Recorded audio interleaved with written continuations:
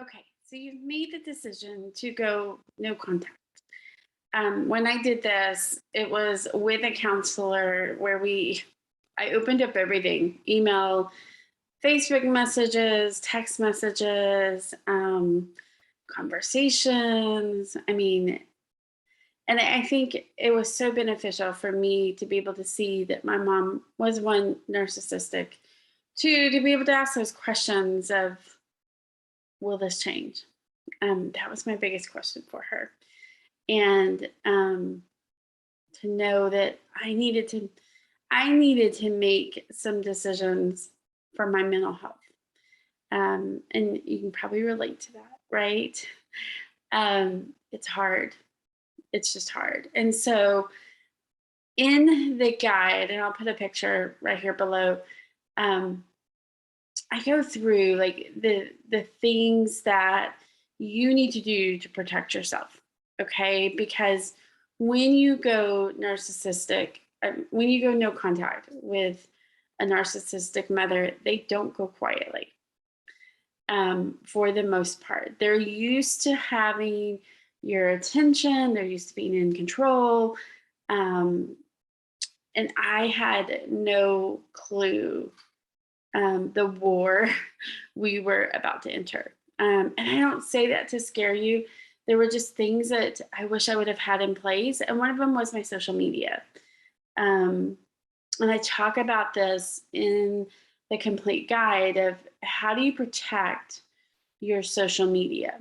Okay. Do you need to ban her for a season?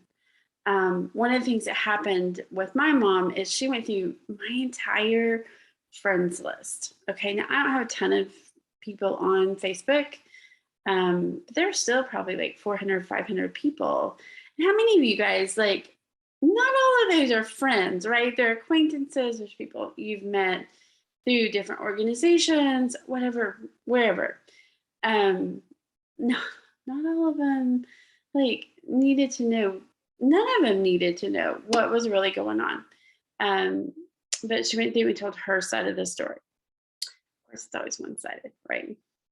And so I was getting these random messages from people, saying, "Hey, your mom contacted me," and blah blah blah. And some people were like a little taken back, and some people had advice that really wasn't helpful when you only hear one side of the story and when you don't know the history of everything, right? And so I go through there. One, you may need to ban them. Okay, you may need to put two-factor authentication on your social media. My mom actually kept trying to log in through my Facebook account so many times that Facebook contacted me and could tell me exactly where that login was coming from. And it kept asking me, "Is this you?"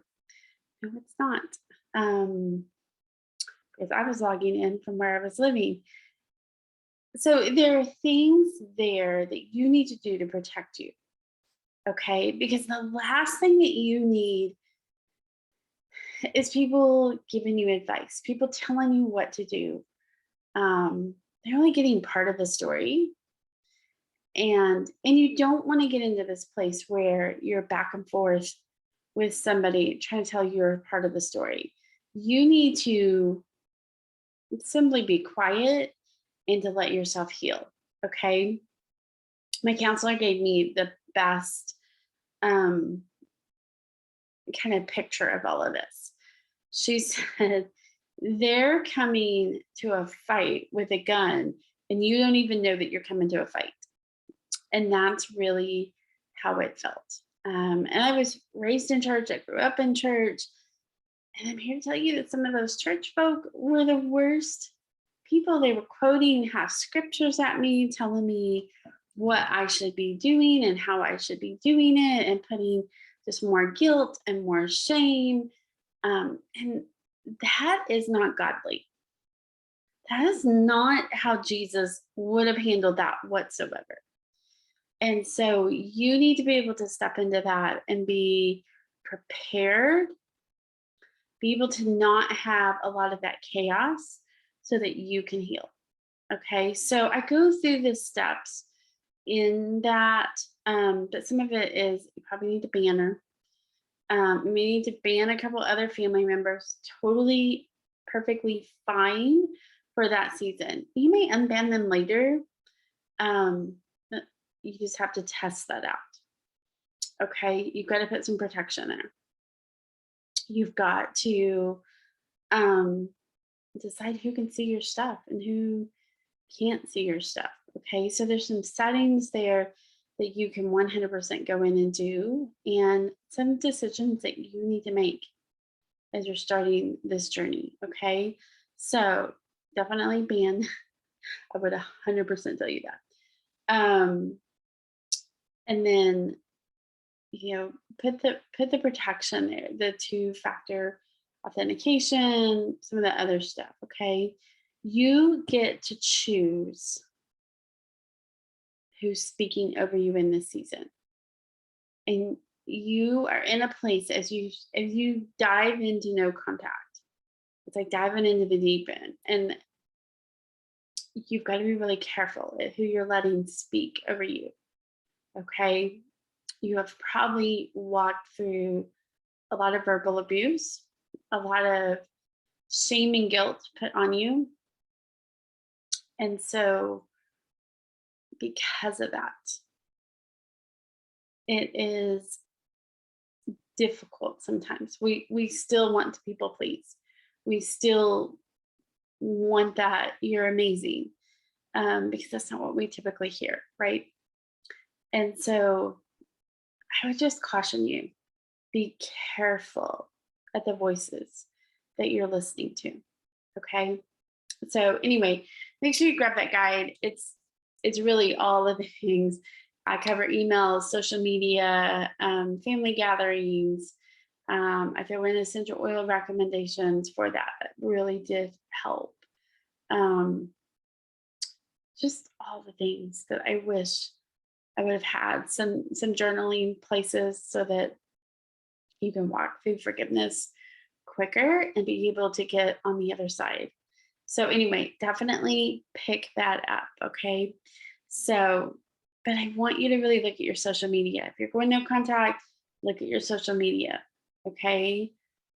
Where do you need to set up some boundaries with that? Okay. And I'd love to hear in the comments, like, where are you in this journey?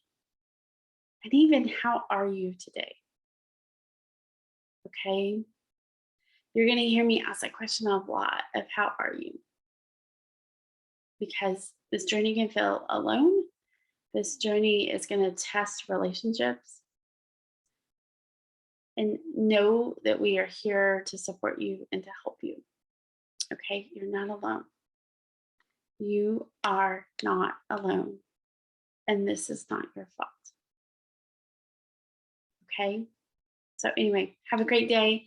We will talk in the next video. And if you're in the Soul Sister group, if you run into some problems, definitely go in there and ask the questions. Okay. Because we're just here to support you.